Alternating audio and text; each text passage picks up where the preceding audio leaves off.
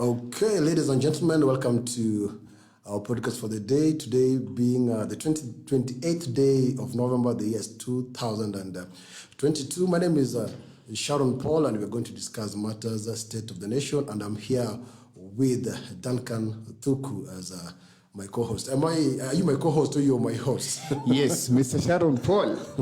How you doing, sir?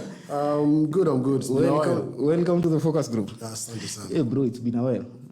I think it's more than 5 years since we last saw each other. Sorry. Uliamua kuficha white. Yeah? White lazima ifiche. Uliamua kuficha white. This is the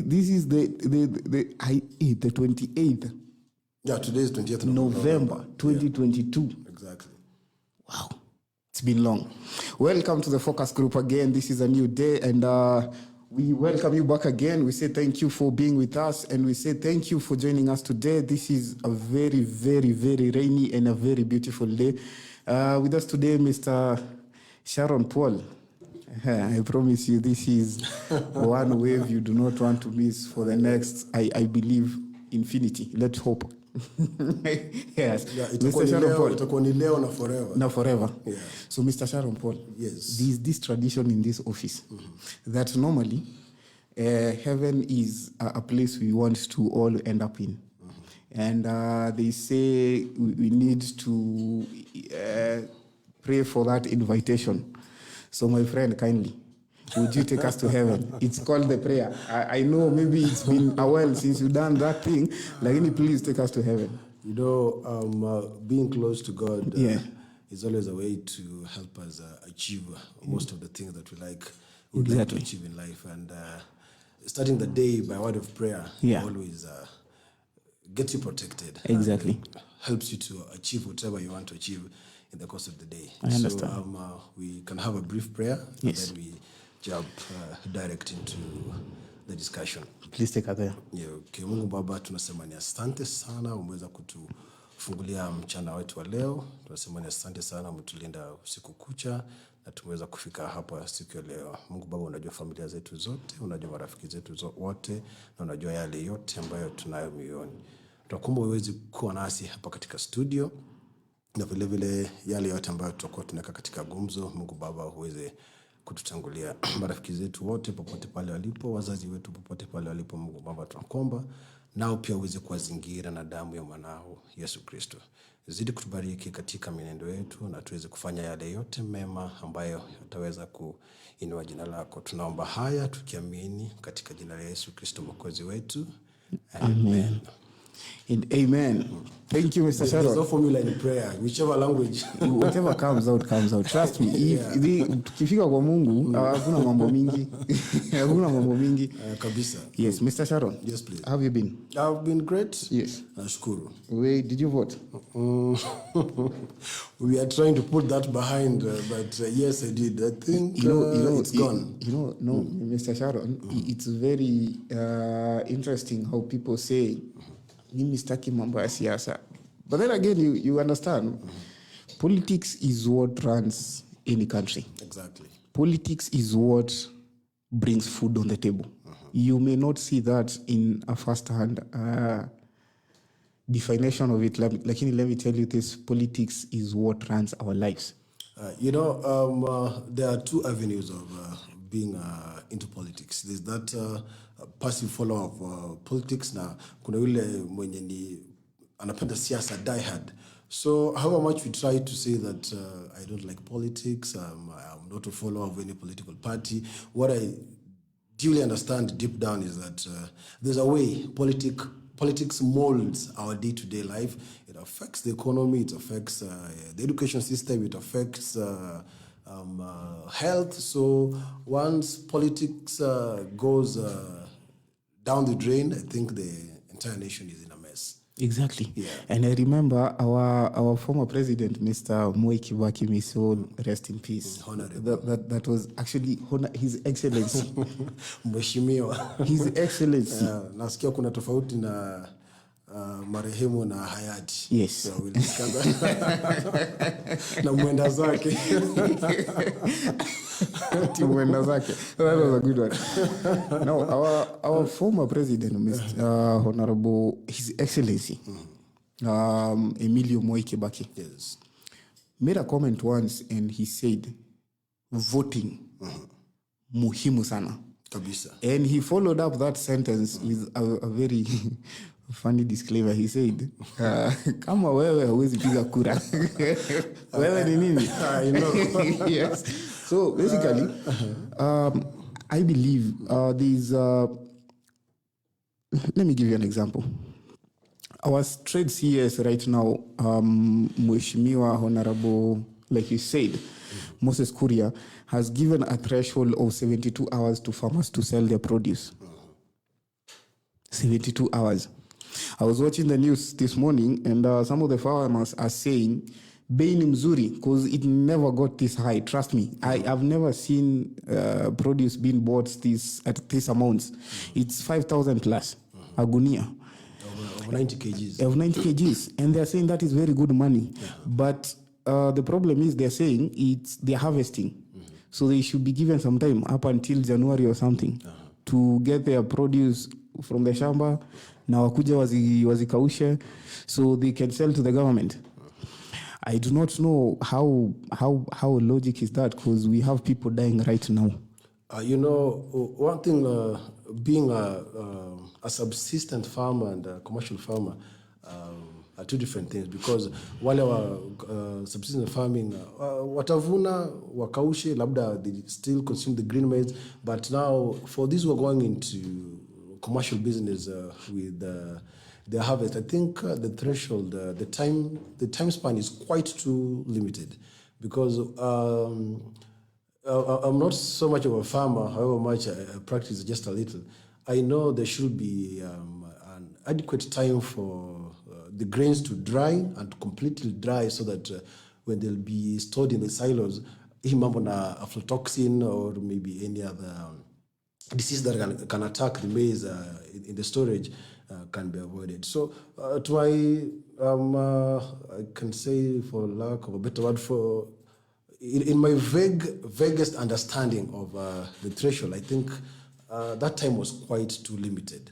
Manake hatavuna leo, anike kesho, alafu waambiwe ya kwamba the government wants to buy. So maybe there could be karata kidogo na chezo hapo, but we always say, unless we get the other flip of the coin, we can never understand really what's going on. But Mr. Sharon, yes, I think this is a conversation we've had for so long. And what Mr. Kuria is saying, I'm not defending his point. Actually, I'm very against importing maize from outside. Yeah. But what he's saying is, we cannot be having the same conversation over and over and over again. There are people who have held maize in their storages.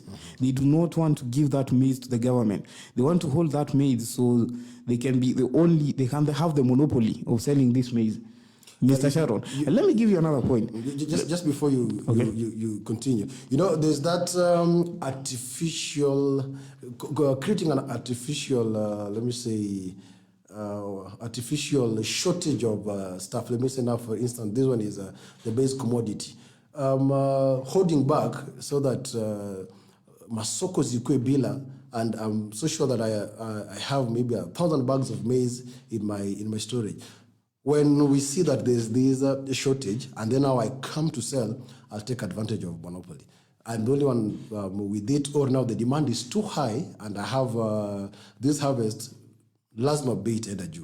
So if it's true that whatever the CS was saying, that or the government is telling us that kuna wakulima wengi ambao wameshikilia mahindi wataki kuuza for their own selfish benefits, then I think that is even very wrong, even to the consumers and the entire public. However, even the other thing that the government is doing, like now importing, it was 90 million metric tons of maize. Yeah, I'm not so sure, but I believe it's something closer to that. Yeah. So you see, this one, if at all our farmers from the Rift ukweli wako na hizi mahindi, lakini wameshikilia wataki kuuza, and then hii mahindi kutoka nje imekuja ikaingia, wataumia kama wakulima wa humu nyumbani. But whoever is doing the importation is also now going to reap fat at the expense of our farmers from I can say the entire western block of Kenya. But then again, you see, it's not everyone who's holding maize, whether on the rift, whether on the north or wherever.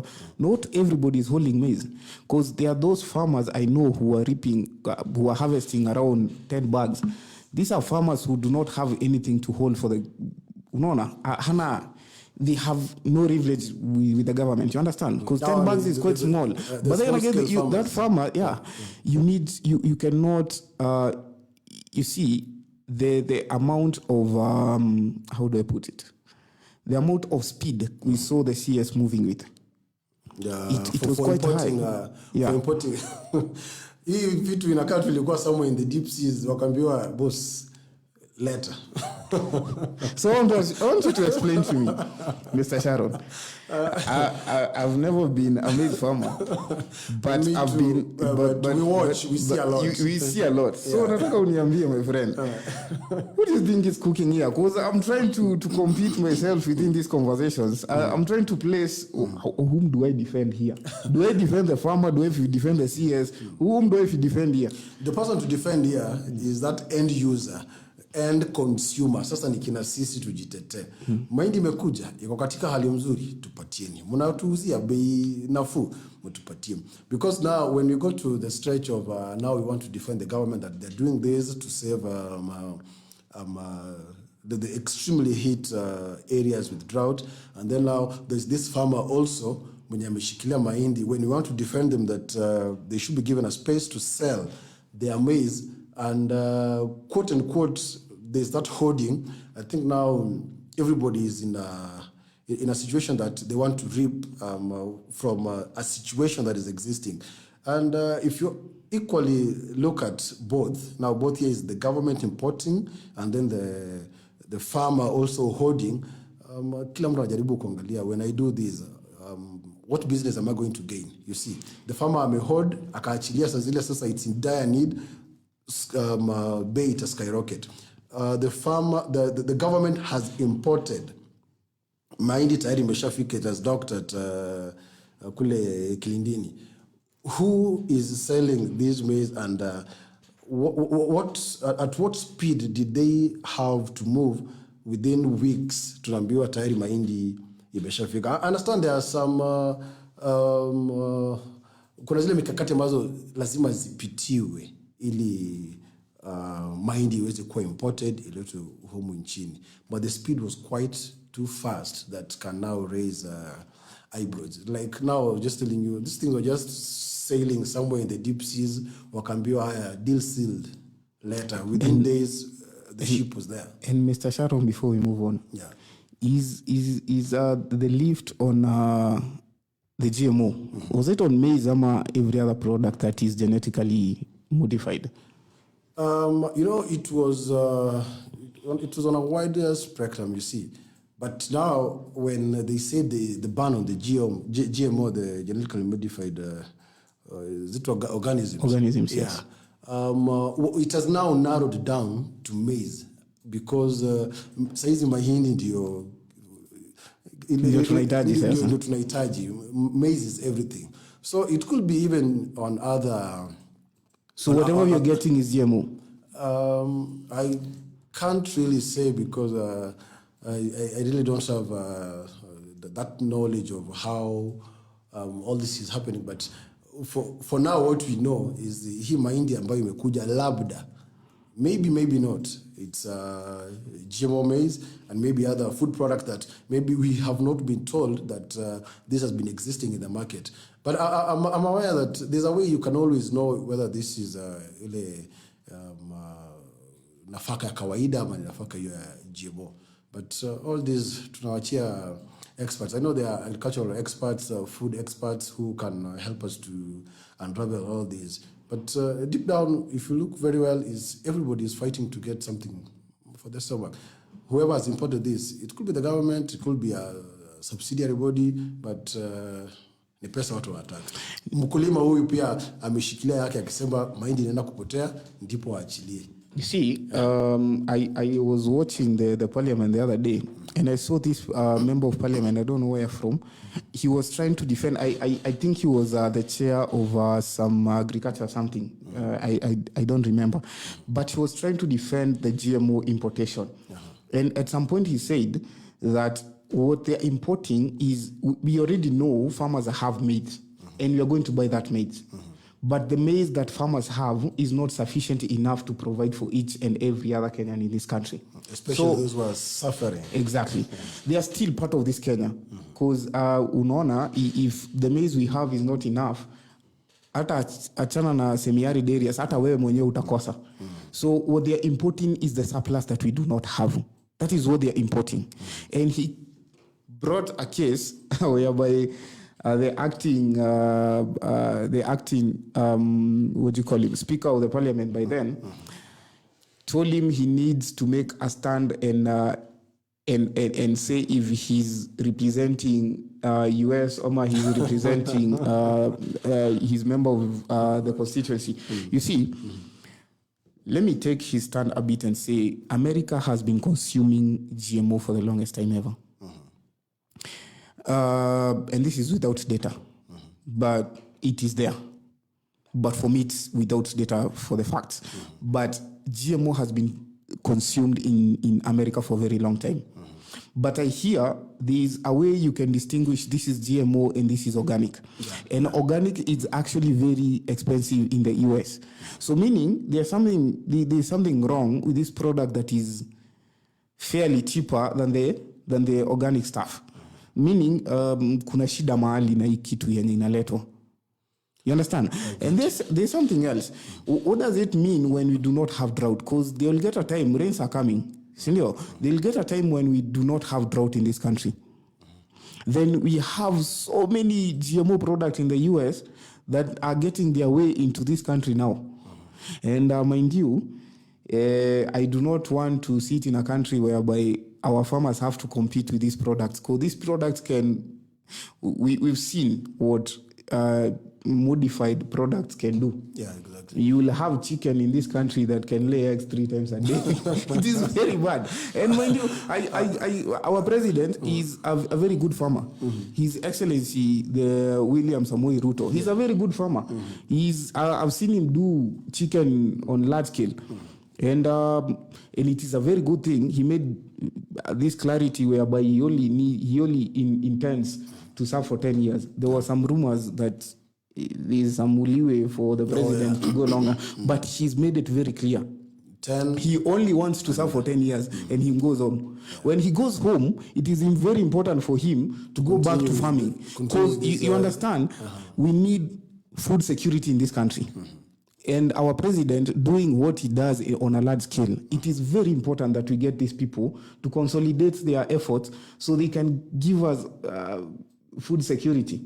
You know, let me just say this. It is very funny. Where I come from, there's a saying that says, Mushara na mukodo wa kudu kagotake. Let me just laugh though. Nimesikiza lakini sijaelewa. It means you become your company. Whomever you work with, if I work with Sharon, I become Sharon. And I think we saw our president making friends somewhere. I think people had that fear. But our president is a very frank person. And he made it very clear. He has no intention on making those moves. Yeah, exactly. So he's comfortable with serving whatever term he's serving and going back to farming. And we need this. We do not want our president, when he's back into farming, apatane na kuku inataka mayai mara 3 kwa siku. Na yake aliacha ikitaka mara 1 kwa siku. So are we going to look at a situation whereby our farmers are going to have to compete with things they cannot compete against? But you know, all this narrows down to what are the contingency plan that we have, the long-term plans the government has in tackling history ukame. Because it's been there, I think 2-3 years ago, every other time, there's a cycle of time that utapata lazima we suffer from droughts. Immediately the drought is done, heavy downpour. 1 month down the line, hatuna maji. we don't know how, or we've just decided not to harvest this water. Manake kuna sehemu zingine mvua inanyesha, mvua inabeba hadi lori. There's always that budget, a very huge budget for tackling the drought issues. Now, this budget will be, I don't know whether it's always a complementary budget or a budget, but this budget will always be released anytime now there's a famine like now.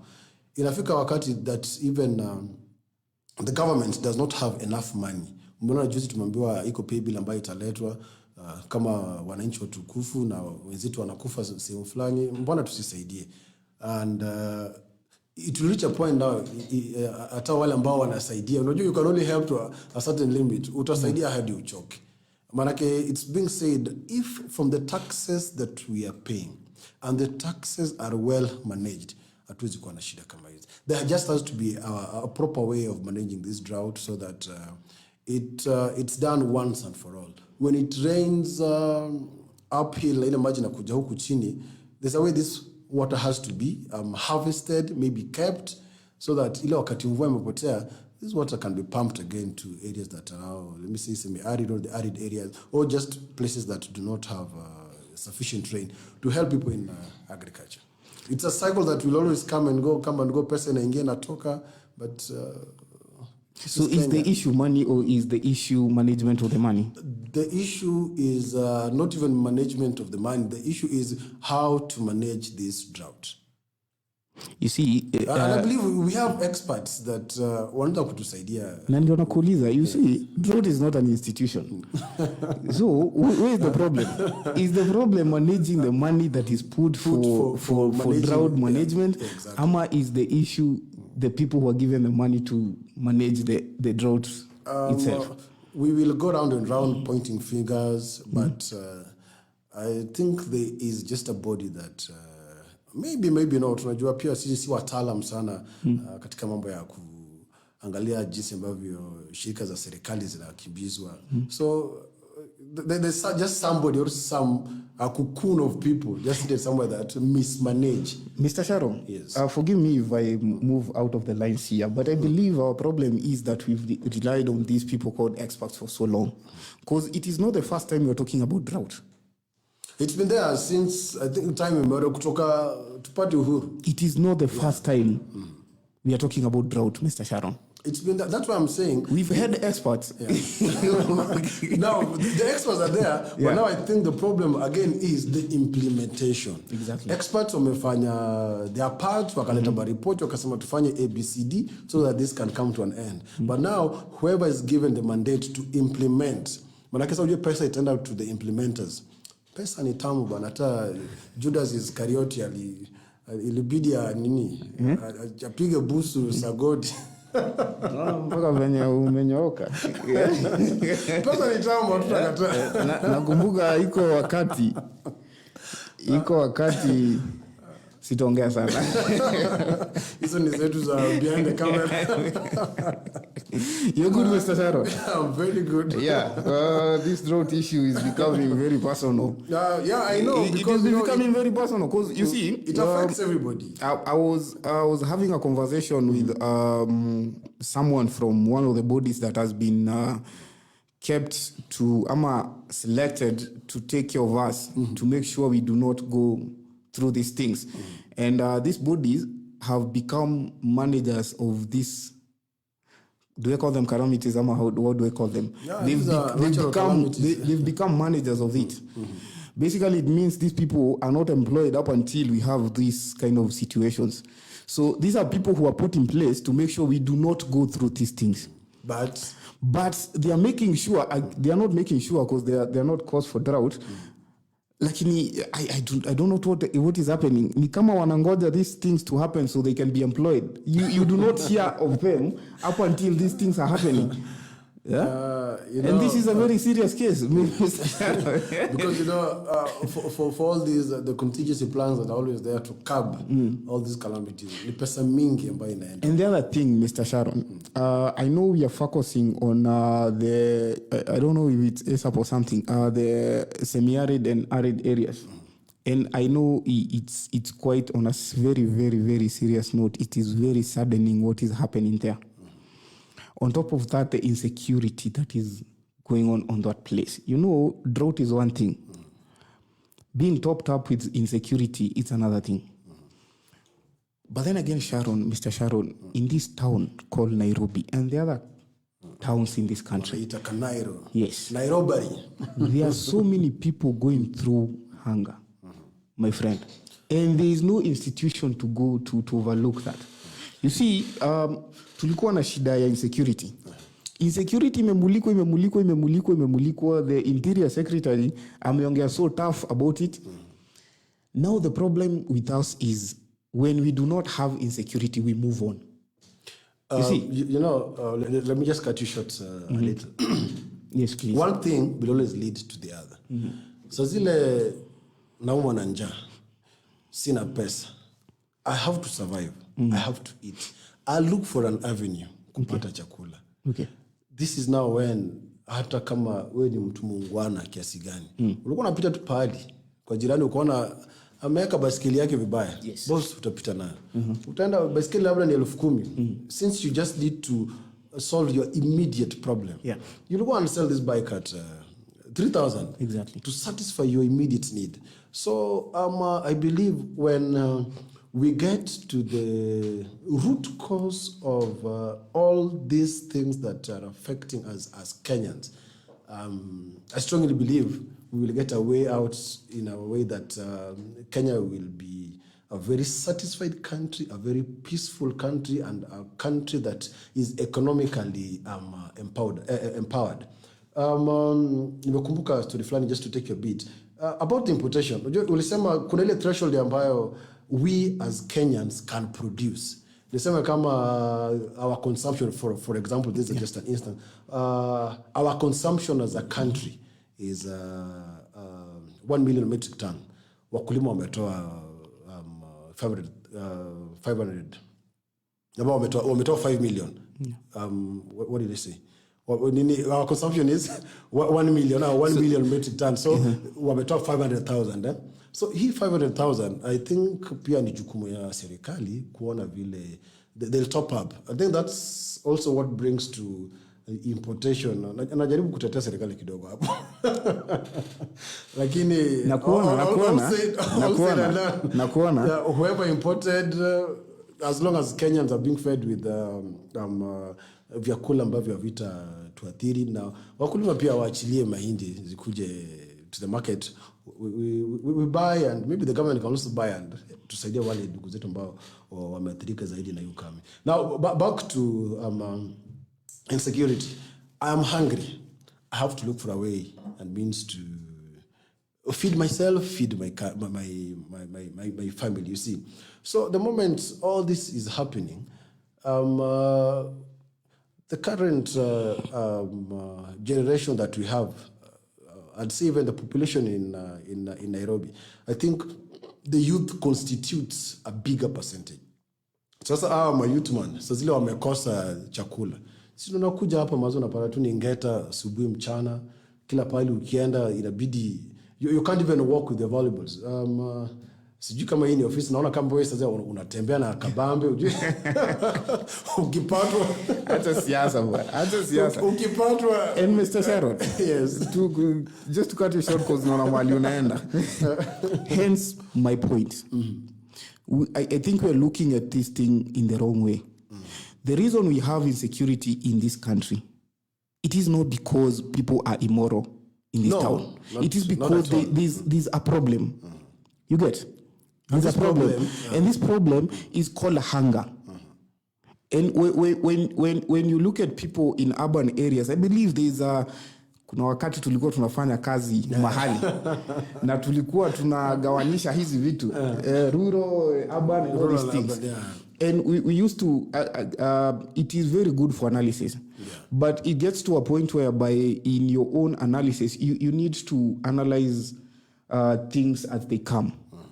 Sometimes you do not have to be very, do I call them semantics? How do I call them? You do not have to be very scientific about it. Because when you see someone stealing, na venye unasema mtu anaiba simu ya 100,000 anaenda anauza 5,000, it tells you something. You get? When you run the numbers, when you run the data, and this data will tell you something. Mr. Sharon, we've done this before. This data, tupewe hii kazi bwana. Unajua, everything always trickles down to numbers. Yeah, exactly, to numbers. And these numbers will tell you something, that these people are stealing to feed themselves. These people are not stealing to have fun. This one also brings us to the issue unemployment. Because even if I'm hungry, but I'm employed, unajua kuna ile ukame ambayo itakuja, it sweeps the entire country. Be it that you are employed, everybody is missing, hakuna chakula. But ikifika ile wakati ambapo sasa unaona kuna njaa, ukosefu wa usalama, so this one thing will lead to the other one. Hao watu wawili ambao wako na njaa na hii ukosefu wa usalama pia imeletwa na ukosefu wa kuajiriwa. The moment now I'm hungry in the house and I have nothing to do, I'll definitely walk up. Niangalie tu msupa naona ameng'ara vizuri, lazima kuwe na simu ya bei ghali. Unajua wanashtuliwa tu kidogo wamekurushia pass. Wanaume tunajaribu to fight back, and the moment we are fighting back, we will say just for the sake of your life and the people depend on you, acha wakuja wachukua ende. Kani simu bwana, tengeneza WhatsApp group, tutachanga ingine. Unaone but umefika nyumbani wholesome and you're okay. So this thing, though you've just put it, there's a problem somewhere. It comes from hunger, to insecurity. Somebody is hungry, lazima apige mtu ngeta ili survive. Alafu pia kuna huyu ambaye hana kazi na lazima ajikimu kimaisha, unaona? Ushaelewa? Atatoka pia yeye when you're stepping out unasikia kama you the people depending on you. Exactly. Daddy, please come back with something. Your time hauna. But for you to fulfill the promise of okay sir, I'll bring you something, you have to go and do something outside. Yeah, because it can't be something good or something bad. Yeah. Ndio sababu unaponda saa zingine we are seeing on national television so and so has been gunned down. Mpaka unashtuka unasema ni jirani yangu tumeishi naye hapo vizuri. And I believe what you're trying to do, Mr. Sharon, is hunger in point A is the same hunger in point Z. Exactly. It's only that being in an urban setting, there are a bit of a broader avenues to getting yourself fed. I believe that that's the only distinction between point A and point B. Yeah. And giving notice to people not to steal, I think that's not also the solution, because they're going to steal. They're not going to steal, then you're going to provide for their mortgage services tomorrow, because they are going to be dead out of hunger. You understand? And I believe it is a very good thing this government is doing. It is getting ahead on this thing. But we need not to criminalize people who... Crime is in no way good. Yeah, if you go... Crime is no way good. Let me just make one point. Okay. My point is this. Ninajaribu sana kuka on that it's a very thin line. Najaribu kuka in that safe line. Let's not code one thing a million times. Unaona? Let's not take hunger and try and code it in so many labels. Unaona? It is very simpler for us, and any analyst, you being one of them, will tell you, do not take one particular element and code it in so many ways. You're going to complicate things. If one thing defines the other, that is one code. I get you. Hunger in Nairobi, insecurity in Nairobi is caused by hunger. Insecurity in the north is caused by hunger. So let us address one thing called hunger. And I believe you're going to put a bubble on this thing. There's only one thing called hunger. And I believe that is one thing to address. Hunger. Hakuna kitu ingine. Njaa. So uandike katika herufi ndogo, uandike katika herufi kubwa. Kitu tunajaribu kufanya, we're trying to take one thing, and because we want to create so many branches to so many things, hapana. Tuache kulabel vitu. Let us not complicate things. This is one element. unaweza ichukua useme huyu amesema hapana niliiba sababu ya nini. Let us not have a million codes on one element. You get? Let us not have this many codes on one element. It is called hunger, and that is the one thing we should address. And I believe what the CS is doing, it is very good. He's bringing in support from outside, and it is very good. Let me finish my point. Reason why we have the parliament. The parliament is there because it gets to their lawmakers. It gets to evaluate things in a way we as a person, we as 50 million people cannot analyze. And that is why I'm telling you codes. You see, we have around 240 something members of parliament. Legislators, yes. All these people are sampled aside so they can evaluate whatever 50 million people. Yeah, they are our representatives. So yes, exactly. There's that bit of, again, public participation. The main purpose, the original idea, I think I got lost. The important thing for them to have evaluated the GMO thing before it was brought into the country was because to look at the longevity of it, to look at the broader aspect of it. Because we bring GMOs in this country. What happens when our president makes sure there is no hunger in this country? There won't be any more of these importations. Then we bring back the ban on the GMOs. It's always a cycle, as I told you. Tunaenda tufike hapa tupate ni makosa tulifanya tena turudi nyuma. But by the time we're getting back, at least we should be in a position that we have rectified what pushed us to point B. What was it? Hunger. What have we done about hunger? We've made fertilizers available at a recommended price. Tumefundisha wakulima wetu how to harvest water so that when hunger comes, when ukame strikes, they can wanaweza tumia maji kunyunyiza mmea, you see. So it's always a cycle that if we can get a way to cut it and all these issues are handled, we will be a happy nation. Right, amesema tulipe ushuru. I believe when we all pay taxes, the small scale business people, the SMEs and watu wanasema kina mama mboga, the bodaboda guys, there's no way they can always escape this. Wanalipa ushuru vizuri sana. I want to imagine a company that has an annual turnover of billions of shillings. If they can equally pay taxes, I believe hii madawa katika hospitali zetu will be affordable, accessible and available. Schools will be available and I mean the schools will be ile karo ya shule itakuwa wastani for any other parents to pay, for the students to the sons and daughters to get spaces for them in those schools. And what other things? The entire country will just flourish now because from hiyo ushuru pia barabara zitajengwa, accessibility to hizo shamba. So everything still trickles down to are we a disciplined country? Yeah.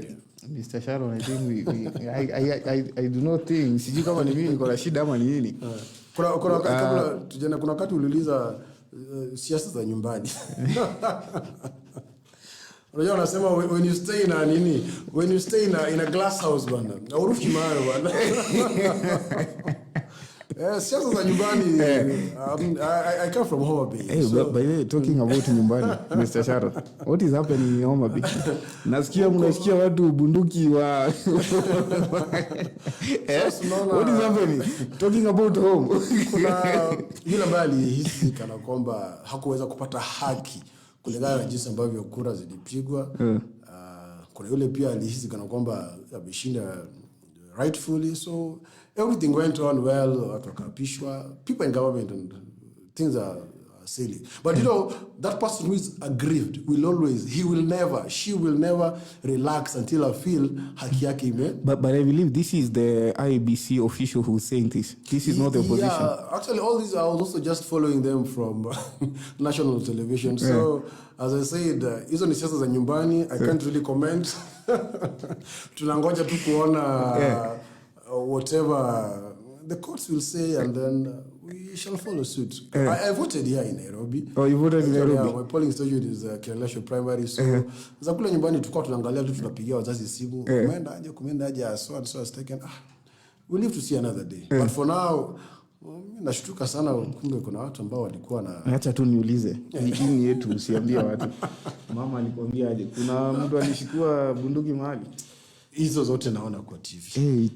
Unajua mama yangu yuko wapi bwana? Usifanye anze kufuatwa. Wewe ndio unaambia kijana yako. How is she by the way? Her mom is fine. She's good.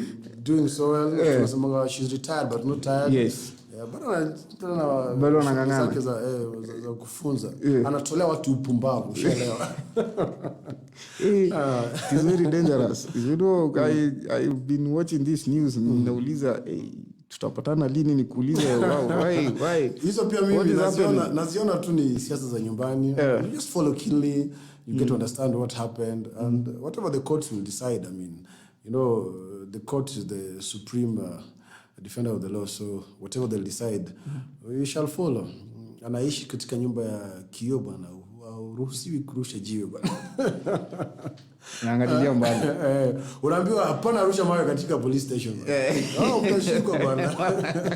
Mambo itakuwa mbaya. Ile watu wanasema call police. Hayo bwana hapa tatu hizi sema bwana. Vile saizi wanafagia watu na Mariam from whatever the governor wa Nairobi mheshimiwa Sakaja alisema vile vilabu katika sehemu za residential areas zifungwe bwana.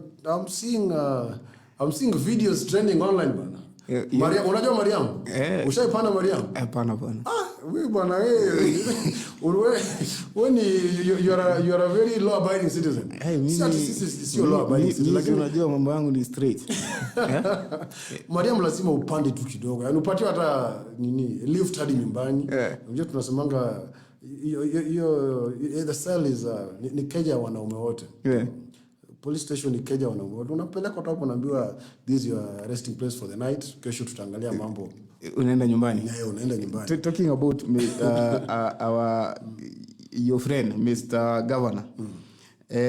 Is this time going to hold water? Because nakumbuka iko wakati tulisikia maneno pale hapa chini tena kukaenda hivi sijui natupigia kelele. I saw on Twitter, I actually had it on Twitter. I was listening to that audio on Twitter.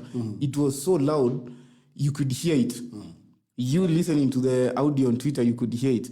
Then mambo ikaenda hivi watu wakafagiwa. Then the next weekend I'm walking in Kilimani, naona it's business as usual.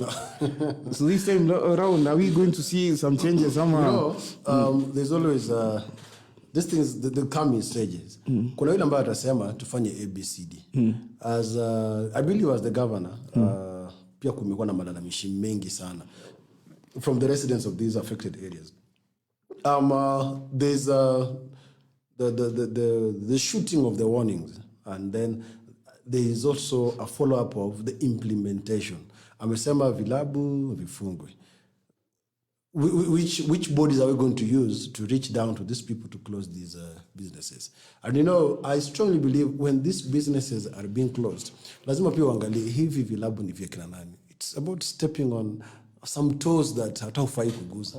Lakini sasa pia yeye ni governor, watu wamemlilia, watu ambao walimpigia kura, wakamwambia mheshimiwa hapa sasa imekiuka bwana, imekiuka mipaka, tusaidie.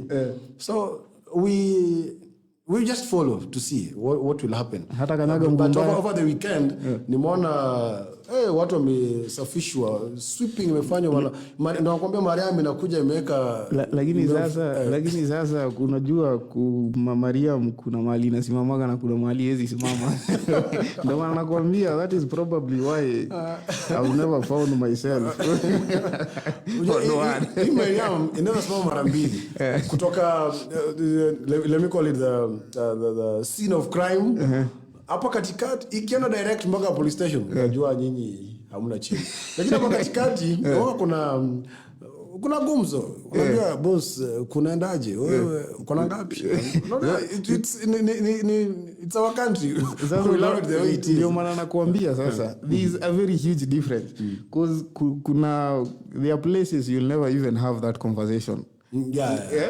Hiyo ya kusema ati sijui Mariamu ilikuja, sijui we are having a conversation vile nitatoka. Unajua kuna zingine zinakuja ni order. Exactly. Enda safisha. Unapata walisema vilabu vifungwe by saa 5 za jioni. Unafika hapo saa 5 like 10, saa 5:30, saa 6 za usiku, music still at full blast. I mean, I think they won't even like to know who is the management of the club. What the immediate persons ambao watachukua ni kina ndugu na dada zetu ambao walikuwa kwenye club. Watasafishwa. Sasa unajua pia kama mwenye club hao ndio wateja wake. He has to do something. Aende piga gumzo, ambie waachilie, mimi ndio mwenye club, acha mimi ndio nichukue mashtaka. Unaona, manake akijaribu kufuatilia sheria sasa atasema okay, nafika saa 4 za jioni tunapunguza kelele na muziki. Lakini haya yote tunasemanga yote 9 10 ni tutasubiri tuone vile mambo yatakuwa. Lakini tuko na hizi bodies zenye kama NEMA, one being of them. NEMA ndio wanafaa kuangalia maneno. So na NEMA ndio wanapatia watu license. Ndio nilikuwa nakusema hii vitu ukianza kupigana na wenye vilabu at the top, you're missing so much down here. Who authorized this club to open in a residential area? Ukiangalia makaratasi akonazo halali. Alipata kutoka kwa NEMA, kupata makaratasi. All those licenses are there. So you again wonder, did they do a background check to know where these clubs are and the proximity to the areas where people are living? Manake watu wamecomplain sana pia about the parking. Mtu wao anaamka asubuhi unaenda kanisani unapata watu bado wanapiga sherehe, gate yako is blocked. Sasa hizo huwezi enda kutafuta mwenye gari huko ndani, washakamata vitu zake. Tunasema they are enjoying the hard-earned money. Yeah, so there's so much into it.